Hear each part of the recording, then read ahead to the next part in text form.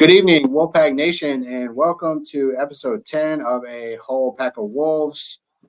Colby does not have his binoculars tonight, but we are tiger hunting in the jungle for this particular week. So he is over there looking for some new Bengal tigers for this week for us. We appreciate all of you guys joining in. Obviously, you're here tonight with my best friend, buddy, Colby Pleasance tonight. Tonight, guys, we are going to be talking about the Clemson Tigers game. So we are going to be breaking down our keys to the game, key players, and what our final predictions is, as we always do. So, Colby, I started last time. I'm going to let you start this time. So let's let you give our listeners the three key offensive players that you are going to see or be out on the look for on Saturday for NC State.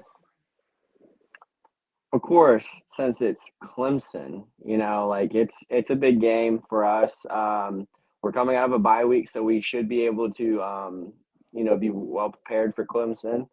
Clemson's coming off a tough loss to Miami, so we need to take advantage of this game. Now, the three players, and specifically to me, that will thrive in this game, I feel, are Casey Conception, because Clemson's defensive backs have been awful this season and are giving up a lot of receiving yards to top wide receivers on most ACC teams this season. So KC's got to have a game. If any other wide receiver wants to step up as well, we have guys that can do that. So a big threat like Bradley Rosner would be a very big component to this as well, especially in the red zone. I mean, he mismatches a lot of the Clemson DBs. So really, I'm going to say Riley Rosner is also a big key as well. Rosner and KC, I mean, if they're able to eat on these Clemson DBs, then it's going to be a long night for Clemson. And then my last offensive player, I got to go with my guy. I'm repping MJ Morris. I'm going to rep this guy until he says he doesn't want to be at state anymore. I mean, I That's love right. MJ. I love MJ. That's the quarterback of my future. I can't wait to see what he becomes as a NC State quarterback, and I'm really excited for this game for MJ. I mean, it's a home game. It's against Clemson, tough opponent. Maybe not so tough this year. Kind of a down year for Clemson standards. But I just really think that Rosner, Casey, and MJ are going to be really important to this. I mean, another fun, type of player I could also say is Michael Allen, getting our running game going. I mean, I read something recently that Michael Allen is like one of our top yard per carry rusher. And I mean, if we can get him going and he's able to get these yards and stuff, I mean, he could have a solid game. I mean, he's definitely one of those guys that I had to say as like a little bit of a, fun, player that I feel like could also go off for this game. But definitely the three that I got in my, my little bag of tricks for these offensive keys is definitely MJ, definitely Bradley Rosner, and definitely Kevin Conception. Okay. I'm going to switch it up on you a little bit. I'm going Trent Penix for this week was my number one. I think from what what Dave said on Monday, they've thrown some wrinkles in the offense. So I'm looking for him to get more targets downfield, midfield, more along the seams. So I really think they're going to throw some wrinkles in with Trent Penix today. And then I'm going to start throwing in another one, which is I'm going to say the double pass comes back this week, a.k.a. Thayer Thomas. So we're going to get Julian Gray on a jet sweep, and then the deep ball is going to Terrell Timmons. So I'm going to say it's coming out this week. So Terrell Timmons was my second player this week.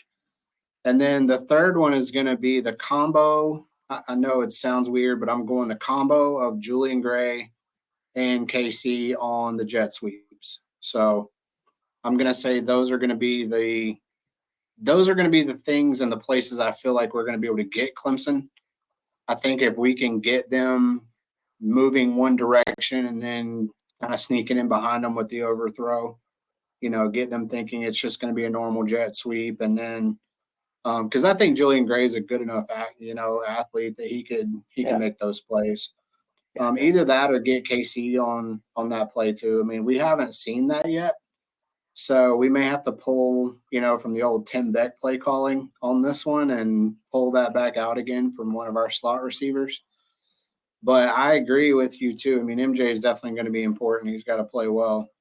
But those were the three that I kind of just nailed out when I was first looking at this. I think we're going to have some misdirection plays to get Clemson out on the edge and get them, a little bit out of their normal defensive looks. We're going to need those from us this week. So those were the ones that I had kind of targeted out, especially with the strength of Clemson being their linebackers and their D line. I think we've got to be able to outsmart them and not out physical them this week. Yeah. So that was what I was looking at, as I was breaking down some film this week.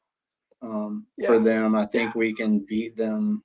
Trotter's obviously a fantastically great linebacker, but I think he does very well when he gets downhill and making tackles downhill. So I think if we can get him thinking that it's going to be a reverse and then sneak in a Trent Penix behind him, maybe you see the Chris Tootle plays this week, where we're sneaking tight ends behind them. Getting running backs maybe out in the flats too is going to be pretty key. But we got to get MJ in rhythm. That's going to be a big key for us. So that's what's going to lead me into my next one was my offensive keys for this particular game was get MJ going early, get him, with some easy throws to where he feels comfortable and he can feel, it's not all the world is on his shoulders for a change, get him some easy, quick slants, quick outs, The last two games I've noticed on film is they've been giving Bradley Rosner about 6 to 7 yards on cushion. So just give him, take the 5 yards. Let Bradley just get out there on a quick 5-yard out. Give MJ an easy throw, roll him out a little bit, let him get in rhythm, and hopefully that'll get him going and get him some offensive rhythm for us. That was the number one key for me. The second key for me is, like you mentioned it earlier, you hit the nail on the head. Take advantage of Clemson's defensive backs. I really think if you're going to find a chink in their armor, it's really their DBs. So if we can get the Anthony Smith deep ball or the Terrell Timmons deep ball, I think that's going to be a big key for us is to take advantage of those. I don't necessarily think Clemson's speed at DB is really all that great. I mean, we've had some plays, especially in 2021, Devin Carter got behind them. So I think it's there. I mean, it's not like Devin's a 4-2 guy. I think Casey can get behind those DBs, get between the DB and the safety and give MJ a really easy throw. I think the corner routes are going to be a big play for us this week. But my third one was run the football. Clemson has a really, really tough time up front. They've been really strong for a lot of years up front, but they lost a lot last year too. So I think if you're going to catch Clemson off guard this week, it's going to be you may pop a mid-run on them this week because, we may give them a pass look and then we run a Michael Allen play straight up the middle. Give them a little bit of different look. But I think the key – when NC State's running game has been gotten going, I mean, it's very evident when you look at the stats that when their running game is going, NC State's offense tends to be way more efficient for us. So their yards per carry has been great, like you said, but realistically for us, we got to get them more touches. We did a great job of that in the Marshall game and then turned around against Duke and just completely forgot about it. So I think that's going to be one of the things that, especially in a game like this, where I think it's going to come down to who makes the mistakes. And I'm going to let you talk a little bit about that because you were touching on that a little bit earlier, but I think it's going to come down to who makes the mistake and who doesn't beat themselves in this game. So those were my three offensive keys. I'm going to let you talk about the defensive keys since you and I were talking a little bit offline about that. I'll let you give your three defensive keys. I think I know your first one, so but go ahead. So I'm going to switch it around. You of course do know my first one, but I would have to say a key player for this game would definitely be Peyton Wilson. I mean, his havoc that he can create for Cade Klubnik. Let me just spell his name out. Cade Yeah. Klubnik. All right. For Klubnik, Peyton Wilson's going to be a nightmare. I mean, if Peyton Wilson's able to get in the backfield and sack Klubnik and, force fumbles, which here's the other key, Klubnik is fumbling the ball. That like Clemson as a team is fumbling the ball a lot in ACC play. For sure. I mean, they're averaging like 2 fumbles a game in ACC play, and that's not great, especially if you want to win that turnover battle. It's it can definitely not go your way, and so for sure. I really feel like if they don't win, the turnover battle and State does win the turnover battle, I think State takes this game over. I do too. Especially the field position. I mean, if Klubnik fumbles on the 20, MJ and the offense are getting the ball at the 20. And I mean, I would hope we're able to score on the 20-yard line. It's right in the red zone. It's right in the red zone. So it's, that to me just seems like you have to kind of capitalize on those. Even if a field goal, a field goal also does a lot for you in this game too. But I mean, I feel like touchdowns would definitely be the better factor in this. But yeah, so like Peyton Wilson being a factor. I mean, getting Clemson to fumble the ball is a factor. I just think our defensive line just needs to create havoc. I mean, this offensive line for Clemson is not that great. And I agree. Their weakness is their offensive line. And I really also just think our defense as a whole really can take advantage of this Clemson offense that has very much struggled in ACC play. For sure. They're just not the explosive Clemson offense that we're used to. And, I'm knocking on wood, but it's just our defense definitely can take it to them. And I just think our defense causing havoc in the backfield is a big factor, and that's definitely my third key. So really, it really is just Peyton Wilson getting involved, causing fumbles and turnovers. Period. Like, I mean, if you get an interception or two on Klubnik, that's a big deal too. I mean, if we get fumbles and interceptions, there's no way Clemson's winning this game. I mean, because every time Klubnik has turned the ball over interception-wise and fumbled, Clemson has lost. Yeah, Clemson has what we call a Clemson problem, and I think we've talked a little bit about it with NC State the last couple of weeks, is NC State had an NC State problem with all the penalties and turnovers and just lack of what I would say real focus. They've lost their way at times, and it's hurt themselves, and it's killed a lot of our drives. So Clemson has had that too. I mean, ours has been really in the form of penalties and drop passes. Theirs has really been more on the turnovers. So when I kind of broke this game down and I looked at the keys to tonight's game, I really wanted to focus in on, yes, the turnovers are going to be a key factor. We always talk about that. But I'm going to switch it up a little bit and say getting points off of those turnovers has really been a struggle for NC State. And I think that's going to be the biggest key is putting points on the board and forcing Clemson to pay for their mistakes this time. I really think, obviously you and I were at the Notre Dame game. We had a chance at the 13-yard line to punch that in and just didn't get it done. So I think NC State has the opportunity in this particular game is to make Clemson pay for those. I still think it's going to be a really tight game. I mean, both of these defenses are still playing at a phenomenally high level right now. They both have great players on that side of the ball. So I really think this game is going to come down to one on the defensive side, getting the points off turnovers. even potentially getting a defensive touchdown. I mean, you get a defensive touchdown, and I think it's even going to light Carter Finley up even more. The second part of that is what I'm going to lead into is take advantage of our home field advantage. I mean, we have played so well at Carter Finley over the last 3 years, and this year has just been a complete anomaly. And we have lost some games at home that you just shouldn't lose at home. And this is one of those games, man. It's homecoming for me as an alumni. Like, it's a proud, special moment for me. Me and you are going to be at the game. So take advantage of the homecoming crowd, man. I mean, it's got to be a factor. I really felt like the last time I went to this game in 2021 as well. That was the biggest factor. I really felt like, NC State was able to take advantage of. Their fans stayed. They cheered loud. It was another afternoon game as well.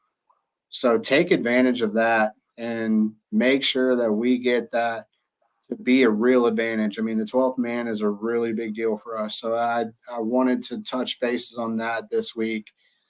And then the third one was really forcing Clemson to be a full one-dimensional passing team. It sounds really weird because their passing game has been really good. I mean, you and I talked a little bit about that offline. Klubnik's done a really pretty good job of protecting the football. He's only got 3 interceptions on the year, 13 touchdown passes. He's at 1,600 yards. So, he's on pace to have a really, really good season, even though Clemson fans want to talk about, they may have a Klubnik problem or they have an offensive coordinator problem or this or that. But I really think Clemson's biggest problem is they have hurt themselves with their turnovers. And it's been very evident in the Duke game. It was very evident in the Miami game. So that's 2 of their 3 losses. I mean, obviously in Florida State, I thought they just kind of hurt themselves too. You miss a field goal and that's points off the board too. So Clemson just has this problem of every time they've had the opportunity to, salt games away or win games, they end up forcing themselves to beat themselves. So that's the last thing I wanted to touch on was just forcing Clemson in situations that they don't want to be in, and getting them in 3rd and long is going to be key, but forcing them into being a passing only team, because if they are able to run the football, it opens up their passing game too. So I really liked what you were touching base on earlier about Peyton Wilson having a big impact in this game. I think our D-line needs to have a really big impact. Klubnik got sacked 5 times against Miami as well. So that's just another aspect of this game too that, NC State's not known for it, but maybe Red Hibbler has a really big game, this week. I mean, maybe we can force them into some true passing downs, force them into some 2nd and long, 3rd and long situations. And you get a Red Hibbler or a Potter that comes out there and just really gets some really good pass rush. And I think that might be a big difference for us. Clemson's going to be the key is going to be stopping them on 3rd or 1st down, with our D line. You want to be able to contain the running game, but you put them in those 3rd and long situations, and I think that's when we can release the pass rushing team and get them upfield and force some real quick 3 and outs. I thought NC State's done some good job at times of getting teams off the field on 3rd down, and then there's been some other games like the Duke game where I just really didn't think we did a phenomenal job of that. So it just kind of, you want to see them get off the field on 3rd down and convert on 3rd down. So those were really the things that I really had noticed, and in watching the film and trying to break down this game and what did I think it was going to take for NC State to win this game. Those were the things I really had noticed. But we get to that pretty much time of the show, where we talk about our defensive key players too, and then we're going to wrap up with our score predictions. So you kind of gave yours. I haven't really talked about mine, so I'll give you my thoughts on mine. I really think in this case, I just mentioned one of mine was Red Hibbler. I think he needs to have a really good game on 3rd down, getting some passing, giving us some pass rushes. I'm going to really single out one of our DBs. I really think Aiden White needs to show up and show that he is going to be the all-ACC performer that he is. So I think if he can lock down his side of the field, it really is going to help NC State. Because Brown is really their biggest receiver, and he's he's really gotten the most catches. And if Aiden White and those guys can handle that like we did Josh Downs last year, it's Yeah. going to be a tough day for Clemson. Yeah. So, I will say one thing about Aiden though. He has been dealing with an injury, so mhm, it's why he didn't play much in the Duke game. So yeah, that's something that'll be that we're something that hoping that we'll look at too as well. yeah, that's something So, that you can look at least. Even if doesn't have a great mhm, game, you got to look at if he's 100%. He's probably true. at this Yeah, point in time, he's probably about maybe 90%. yeah. Which 90% of Aiden White is still probably better than most of the other Half, ACC yeah. DBs. So, I was gonna say he's probably better than half yeah, of the DBs in the ACC yeah. at 90. And then I just really wanted to single out another player, and I talked about it earlier. You talked about it. It's Peyton Wilson. He has to have a really Yeah, big game. I think this is his last go round with Clemson, so he's got to leave it all out there on the field.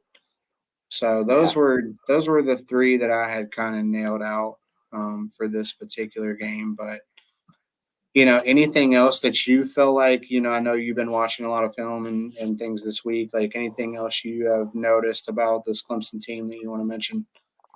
So like I said, like with the fumbles being an issue in ACC play for Clemson, to me, it's just like it seems to me that this Clemson team really relies on explosiveness and just Mm-hmm.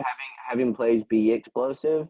And of course, our offensive coordinator Robert and I relies on explosiveness as well. Like, I mean, that's Mm-hmm. he preached that right before they played Notre Dame. He was like, "We need more explosive." I mean, we need more explosive. I mean, that was all he was saying in his press conference. And Clemson, their killer this year has been lack of explosiveness. And, Mm-hmm. you know, you're hoping that doesn't come against NC State. But it's an issue. Like, I mean, it's really an Yeah. issue. And uniquely enough, it's also been an issue against Charleston. It was an issue against Charleston Southern. And Charleston Southern Mm-hmm. is a team that was necking, like, I think they were leading Clemson at one point when they played each other. Yeah, I think it It's was like 17-14 at half or something like yeah, that. But then like it Clemson was just yeah, kind of something. Yeah, they took turned it it over, on in but the second half. But yeah, but to me, it's just like Clemson. This Clemson team has lost 3 in conference games. Granted, one mm-hmm. was against Florida State, who is a good team. I mean, they're a Yeah. phenomenal team. They took it to Duke, who also is a good team. Duke's got a Mm-hmm. phenomenal defense, and they got a great quarterback in Riley Leonard. And then they also lost to Miami, who had a backup QB beat them. And Sure. so, I mean, Miami's also got athletes. They always recruit good athletes. So I mean, Yeah, for sure. to me, Clemson is as beatable as they've ever been. And like even the year we did beat them in Carter Finley in 2021, they Mm-hmm. were they were beatable that year, but they were also pretty tough too. Like They they were a were. tough team to Yeah, play. they were They a were a good tough team that team year to play. too. Yeah, they were a solid team, even though they weren't the team that to Clemson standards. You Yeah, know, their D line and linebackers were really good that year. yeah. So Oh yeah, yeah. But this team this year, I say, is more beatable than any year we've ever tried to play them.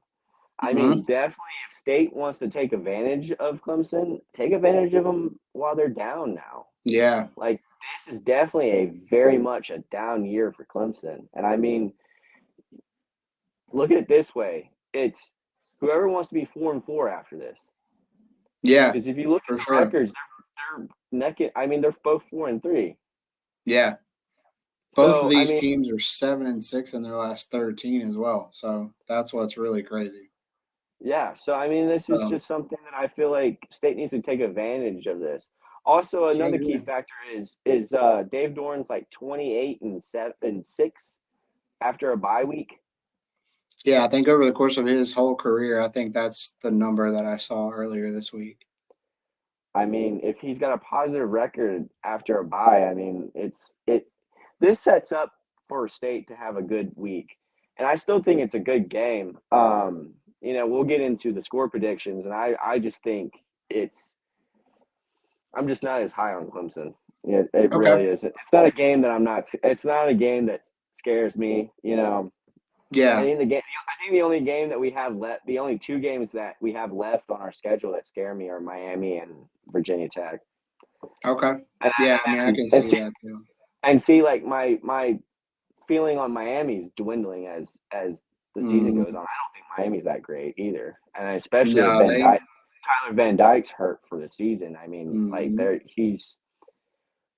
there goes that. I think State can yeah. take care of a backup quarterback at home. We So hope so. to me, this Clemson team, although it is Clemson, it's just to me, it just doesn't seem like it will be. I don't know. It just would I be shocked if State kind of blows them out?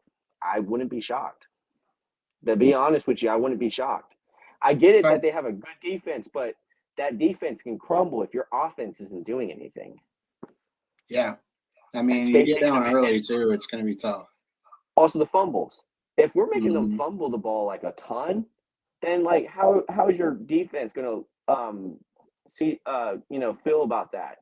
If your yeah. offense keeps fumbling the ball and putting us in a good field position where we're either getting a field Hmm. goal or a touchdown, I think the defense gives up at some point. So Yeah. to me, I don't know. It just to me it seems like this really can go into State's favor if State really Okay. wants to go and take it.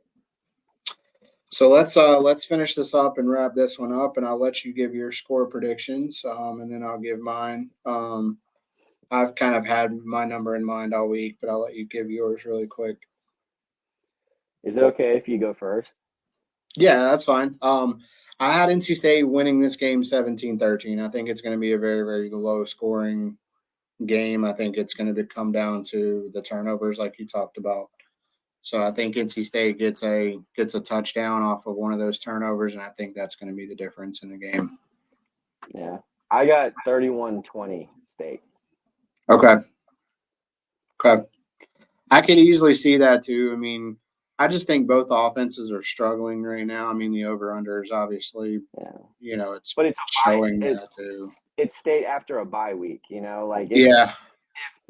if whatever like is wrong with your offense didn't get situated after this, then it's what we're probably gonna be praying we get two more wins. But Yeah. I mean, it's definitely doable. I mean, there's no team on our schedule after this, especially how this year is shaped up for the ACC. There's no Yeah. team on the schedule after this that I'm scared of. I can I see think that too. everything is winnable from here on. I agree. So, well, that's going to wrap us up for tonight, Colby. We appreciate you joining as always. I am just going to give a major shout out to we went to the Southern Conference or a media day today for basketball, and Arden's Wings has double dipped sauce wings, and I had their stuff today. Fantastic, just off the chart, great. So, Awesome. shout out to them for that. But obviously, guys, we will be back post game. Colby and I are going to be back on Sunday for the post game wrap up and our thoughts on what happened in the game. We're both going to be at the game, so we look forward to seeing all of you guys out there on Saturday. Come out, come early, support the team. Definitely, we need it. It's homecoming, so this is a game for me that NC State's always going to be my home. So I'm looking forward to it. I hope that we can get a win. I'm going to finish it off and just saying, go Pack. I hope we get the win. I hope Dave breaks out the red solo cup again. It's that time Yeah. again. So let's get it done. Yes, of course, Justin. Go Pack. And let's go tiger hunting. Tiger Kings. Love it. Love it.